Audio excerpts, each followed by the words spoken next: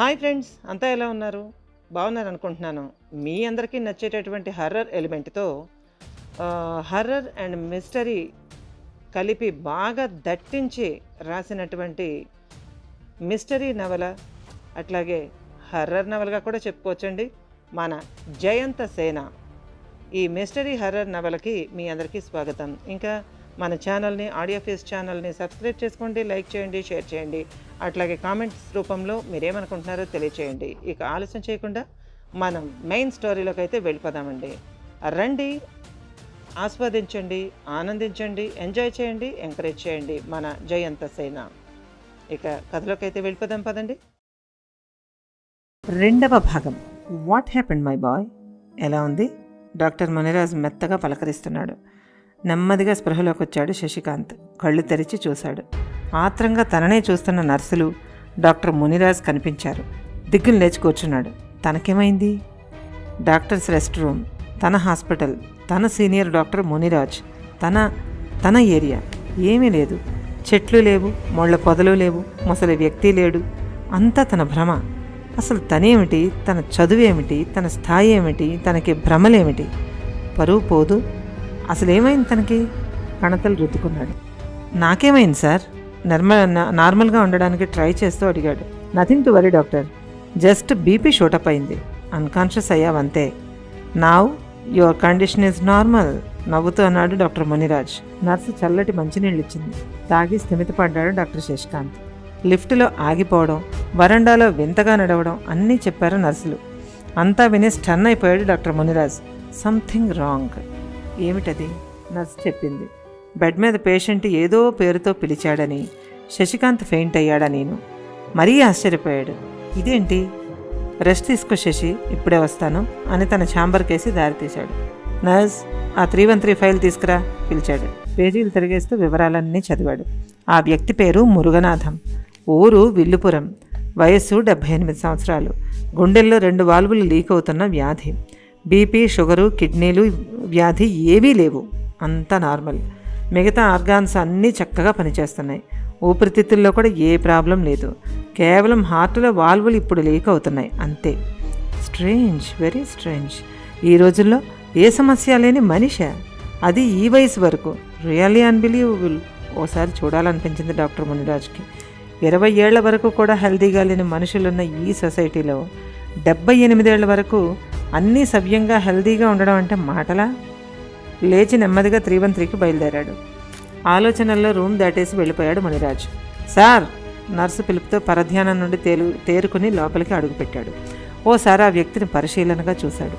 ఆ వయసులో కూడా చాలా దృఢంగా ఉన్నాడు అతను. సెడేషన్లో ఉన్నాడు సార్.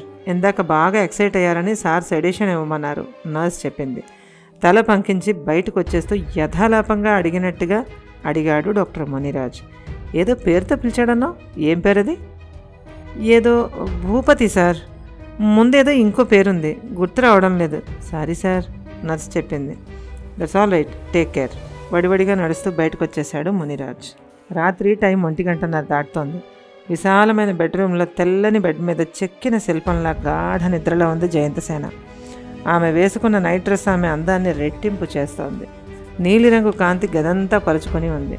ఓ మూలగా రీడింగ్ టేబుల్, చిందరవందరగా పడున్న పుస్తకాలు, బెడ్ మీద కూడా ఆమె చేతిలో ఏదో పుస్తకం. చదివి నిద్రపోయినట్టుంది. పెద్ద కిటికీ మూసి ఉంది. గదిలో చిన్నగా ఏసీ శబ్దం వినిపిస్తోంది. టైం దగ్గరగా 2 గంటలు కావస్తోంది. అంతే. అంతవరకు గాఢ నిద్రలో బోర్లించిన కలువరేకుల్లో ఉన్న ఆమె మూసుకున్న కళ్ళు ఏదో కలగంటున్నట్టుగా గబగబా కదిలాయి కనుపాపలు. అందమైన ఆమె ముఖం బాధతో ఏదో చూడరాని దృశ్యం చూస్తున్నట్టుగా వంకర్లు పోసాగింది. ఆమె నుదుటి మీద ప్రత్యక్షమయ్యాయి స్వేద బిందువులు. ఊపిరి వేగంగా తీస్తూ ఉంది. ఆమె చేతి మీద నరాలు పొంగి పొంగి ఆకుపచ్చగా కనిపిస్తున్నాయి. ఆమె చేతులు కప్పుకున్న దుప్పటిని పిడికిళ్లతో అదమసాగాయి. పావుగంట యాతన తర్వాత కెవ్వున కేకపెట్టి లేచి కూర్చుంది జయంతసేన. ఆమె కళ్ళు భయ విహ్వలంగా ఉన్నాయి. కనుపాపలు పెద్దవైనాయి. 2 క్షణాల తర్వాత అరచేతుల్లో ముఖం దాచుకుని ఏడవసాగింది జయంతసేన. పావుగంట సేపు నిర్విరామంగా ఏడ్చిన ఆమె నీరసంగా బెడ్ అంచు మీద కూర్చుంది. ఆమె మనస్సు ఇంకా టెన్షన్గానే ఉంది. ఏమిటి ఆ కలకి అర్థం? ఎన్నాళ్ళు తనకి నరకం? విడుదలే లేదా?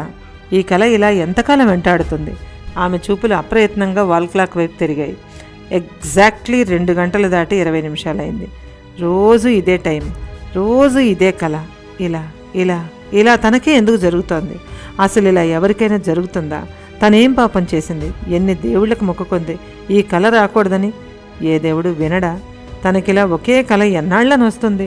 సైకియాట్రిస్ట్ని కూడా కలిసిందే, అయినా ఫలితం లేదు. తన పెదనాన్నకి ఇలాంటి విషయాలు బాగా తెలుసు.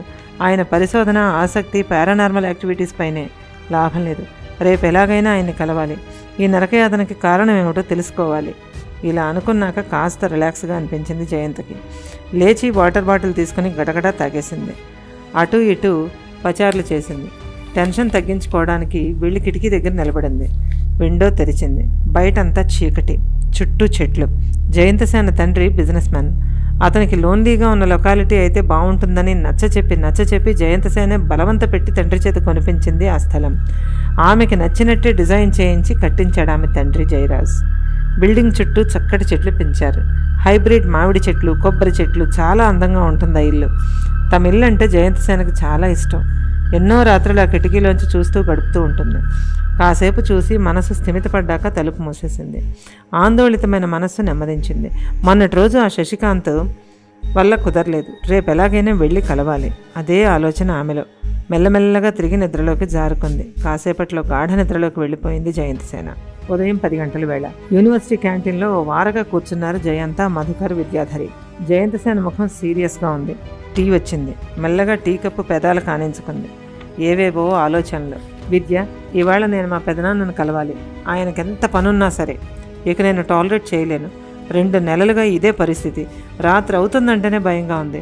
ఈ టార్చర్ ఇక భరించలేను అన్నది జయంతసేన. నిజమే జయ, నీతో నేను వస్తాను, వెళదాం. ఇవాళ ఇంపార్టెంట్ క్లాసులు ఉన్నాయి, ఈవినింగ్ వెళ్దామా అంది విద్యాధరి. నో విద్య, ఈవినింగ్ ఇంకేదైనా ప్రాబ్లం రావచ్చు. మొన్నట్లా శశికాంత్ అయినా దిగబడొచ్చు అసంతృప్తిగా అసహనంగా అన్నదామె. జయ, ఆ శశికాంత్ని చూడగానే నువ్వెందుకనో డిఫరెంట్గా బిహేవ్ చేస్తున్నావు. పాపం ఆయన ఏం చేశాడు? పిటి కదూ. మధుకర్ మాటలకు ఒళ్ళు మండిపోయింది ఆమెకి. పిటీనా? ఏమంటున్నావురా? అతనికి ఇవేం నమ్మకం లేదు. సంబంధం లేని వ్యక్తి ముందు మన పర్సనల్ ఫీలింగ్స్ అన్నీ పరిచిపెట్టాల్సిన అవసరం ఏంటి? ఆమె ముక్కు కోపంతో ఎర్రబడింది. అది కాదురా జయ, మనం ఆ టైంలో అక్కడ ఉంటామని, మాట్లాడుకునే మూడ్లో ఉంటామని అతనికి ఏం తెలుసు చెప్పు? పాపం నువ్వలా మొహం చిట్లించగానే అతను ఎంత ఫీల్ అయ్యాడో తెలుసా? నువ్వెప్పుడు అలా చేయలేదు. నాకే ఆశ్చర్యం అనిపించింది అనుకో, మధుకర్ సుదీర్ఘంగా అన్నాడు. చిరాగ్గా చూసింది జయ. థింక్ పాజిటివ్ రా. విద్య కూడా వంతపడింది. ఆలోచనల్లో పడింది జయంత. నిజమే, తను ఆ రోజు పర్సనల్ మీటింగ్లో ఉంటుందని అతనికేం తెలుసు? ఏమిటో ఆ కళ టార్చర్ వల్ల ఈ మధ్య తనకు అందరి మీద కోపం వచ్చేస్తోంది. ఆ కారణంగా ద్వేషం పుట్టుకొచ్చేస్తోంది. పూర్ శశికాంత్. ఈసారి అతనితో అలా ఉండకూడదు. కాస్త నవ్వాలి. గుడ్, అలా ఆలోచించాలి. ఆమెనే గమనిస్తున్న విద్య జయంతసేన మనసులో ఆలోచనల్ని పసిగట్టి ప్రోత్సహించింది. టైం 10:30 దాటుతోంది. హాయ్ జయంత, ఏంటి తీరిగ్గా కూర్చున్నారు? క్లాసు లేవా? మరో స్టూడెంట్ వింధ్య పలకరించింది. ఎందుకు లేవు? ఉన్నాయి, నాకే మూడ్ బాగలేదు జవాబిచ్చింది జయ నవ్వుతో. మూడ్దే ఉంది, చీటికలో మార్చుకోవచ్చు. నేనే ఎగ్గొట్టేస్తా. ఎటైనా పోదామా? హుషారుగా అడిగింది వింధ్య. ఆమె చాలా తెలివైంది. అటు చదువులోనూ బ్రిలియంట్ స్టూడెంట్. కానీ ఆమె చదువు కాలక్షేపం. ఆమెని అనవసరంగా యూనివర్సిటీలో చేర్చారని విద్యకు ఒక పెద్ద ఫీలింగ్. నెక్స్ట్ ఇయర్ ఆమెకు పెళ్లి కూడా ఫిక్స్ అయింది. చాలా సరదా మనిషి ఆమె. ఆమెకు చదువులతోనూ డిగ్రీలతోనూ పని లేదు. నో వింధ్య, చిన్న పర్సనల్ వర్క్ ఉంది, మళ్ళీ టైం దొరకదు. రేపటి నుంచి ఫీల్డ్ వర్క్కి వెళ్ళిపోవాలి కదా మనం. కలుద్దాం పదమధు అని బ్యాగ్ తీసుకుని లేచింది. ఫీల్డ్ వర్క్కి నేను వస్తున్నాను, అక్కడ హ్యాపీగా ఎంజాయ్ చేయొచ్చు. ఓకే బాయ్, పోయిరండి అని చెయ్యూపుతూ వెళ్ళిపోయింది Vindhya. Let's go Jaya. But phone చేసి వెళ్ళడం బాగుంటుందేమో సందేహంగా అన్నది విద్య. Okay okay. సెల్ తీసి మునిరాజ్కి ఫోన్ చేసింది. హలో తల్లి, ఎలా ఉన్నావు? Are you fine? నేను వస్తున్నాను పెదనాన్న. మీరు ఎక్కడున్నారు? నేను డ్యూటీలోనే ఉన్నాను. అంత అర్జెంట్ అయితే రామ్మా. హెల్త్ బాగుంది కదా? రవంత ఆందోళనగా అడిగాడు మునిరాజ్. అదేం లేదు పెదనాన్న, మాట్లాడాలి ప్లీజ్ అభ్యర్థనగా అంది జయంత. ష్యూర్, చూస్తుంటాను. ఫోన్ పెట్టేశాడు మునిరాజ్. అరగంటలో మునిరాజ్ ఛాంబర్లో ఉన్నారు ముగ్గురు. గంభీరంగా ఉన్నది జయంత. ఆమె నాజూకైన చేతివేళ్లు టేబుల్ మీద హార్ట్ షేప్లో ఉన్న పేపర్ వెయిట్ని అటు ఇటు తిప్పుతున్నాయి. అవసరం లేకపోయినా క్షణానికోసారి రెస్ట్ వాచ్ని చూస్తోంది. ఎందుకనో మానసికంగా ఎక్సైట్ అవుతోందని గ్రహించిన మునిరాజు ఆమెను డిస్టర్బ్ చేయకుండా వెయిట్ చేస్తున్నాడు. దాదాపు 5 నిమిషాలు గడిచాయి. నెమ్మదిగా తలెత్తి చూసింది జయంత. ఆమె ముఖం కాస్త జేవురించింది. చెప్పమన్నట్టుగా తల పంకించాడు డాక్టర్ మునిరాజ్. గొంతు సవరించుకుంది జయంత. పెదనన్న, నేను చెప్పేది మీరు నమ్ముతారని, మీ దగ్గర ఏదైనా నాకు పరిష్కారం దొరుకుతుందని నమ్మకంతో వచ్చాను. నాది చిత్రమైన సమస్య. అందరికీ నిద్ర అంటే ఇష్టం, కానీ నాకు నిద్ర అంటే భయం. రాత్రి అవుతుందంటే భయం, నిద్ర పోవాలంటే భయం. నిజం పెదనన్న, అనుక్షణం నరకం, నరకం కోసం ఎదురుచూపులు. పగలంతా హుషారుగా గడిచిపోతుంది, కానీ కళ్ళు ముయ్యాలంటే భయం. రాత్రి నిద్ర పోవాలంటే భయం. నా బ్రతుకు నాకే అర్థం కాని గందరగోళం. బీ కూల్ జయ, ఎక్సైట్ అవ్వకు. చెప్పు, నీ సమస్య ఏదైనా సరే నేను సాల్వ్ చేస్తాను. ప్రొసీడ్ అన్నాడు మునిరాజ్. జయంత్ చేతిపైన చెయ్యేసి మెత్తగా నొక్కాడు. అతడి చేతి మీద జలజలా రాలాయి కన్నీళ్లు. చలించిపోయాడు అతను. ఇదేంటి తల్లి, నువ్వెంత ధైర్యం గలదానివి, ఎంత వ్యక్తిత్వం గలదానివి. కేవలం సమస్య ఎదురైందని ఇలా డేలా పడి ఏడ్చేంత పిరికిదాని అనుకోలేదు. చెప్పమ్మా, నేనున్నానుగా సముదాయించాడు. ఒక స్థిర నిర్ణయానికి వచ్చిన దానిలా కళ్ళు తుడుచుకుంది. చెప్తాను పెద్దనాన్న, అందుకేగా వచ్చాను. నాకు నాకు నాకు రాత్రుళ్ళు ఒక కల వస్తుంది పెద్దనాన్న. దాదాపు రోజు వస్తుంది, సరిగ్గా రాత్రి 2 దాటాక, రోజు ఒకే టైంకి. ఆసక్తిగా ముందుకు వంగాడు డాక్టర్ మునిరాజ్. అవును పెద్దనాన్న, రాత్రి 2 దాటాక ఆ కల వస్తుంది. మెలకు వచ్చి చూస్తే 2:20 అవుతుంది. రోజు ఒకే కళ, ఒకే టైంకి. నిజం నిజం చెప్తున్నా పెద్దనాన్న. ఏం వస్తుంటుందా కల్లో అడిగాడు ఆయన. ఆమె ఆ ప్రశ్నకే కలవరంగా అయిపోయింది. కళ్ళు భయాన్ని సూచిస్తూ పెద్దవైపోయినాయి.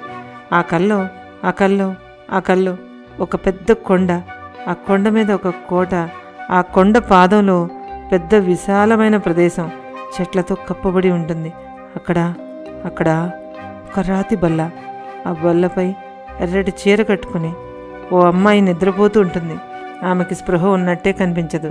ఆమె పడుకున్న ఆ రాతి బల్లకి కాస్త దూరంగా ఒకడు పెద్ద కత్తిని మరో రాతికేసి నూరుతుంటాడు పెద్దనాన్న.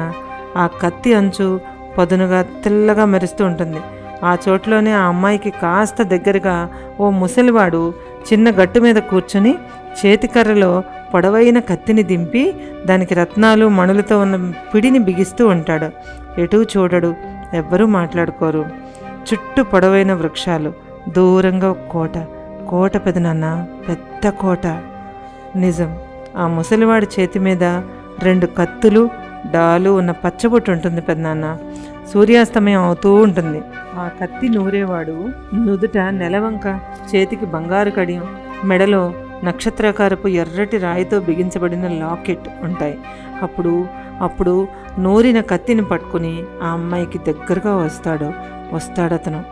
చేతిని పైకెత్తి క్రూరంగా చూస్తాడు. ఆపాదమస్తకం వణికిపోతోంది జయంతిసేన. విద్య, మధుకర్, మునిరాజ్ సైలెంట్గా వింటున్నారు. ఈలోగా జడలు కట్టి ఉన్న జుట్టుతో, చేతిలో కర్రతో ఉన్న ఎవరో ఒక ముసలి సాధువు కత్తికి ఆ అమ్మాయికి మధ్య అడ్డుగా నిలబడతాడు. మళ్ళీ చెప్పసాగింది. ఆ అమ్మాయి ఆయాసంతో మాట రావడం లేదు. నెమ్మదిగా ఉండడానికి ట్రై చేస్తూ చెప్పడానికి ప్రయత్నిస్తోంది. ప్రశాంత సరోవరంలో ఉన్న ఆమె కల్లోల సాగరంలా మారిపోయింది. అప్పుడు ఏమైంది జయ? మునిరాజ్ రెట్టించాడు. ఏ క్షణాన్నైనా స్పృహ తప్పేలా ఉందామె. ఆ అమ్మాయి అచ్చం నాలాగే ఉంటుంది. ఆ సాధువు నా మీద ఎర్రని వస్త్రం కప్పుతాడు. అలాగే ఉంటుంది ఆ అమ్మాయి, అచ్చం నాలాగే. ఒక చెట్టు, పెద్ద చెట్టు బోధె. ఆ బోధకి పసుపు రంగు మీద నల్లటి రంగుతో ఏవేవో అక్షరాలు రాసుంటాయి.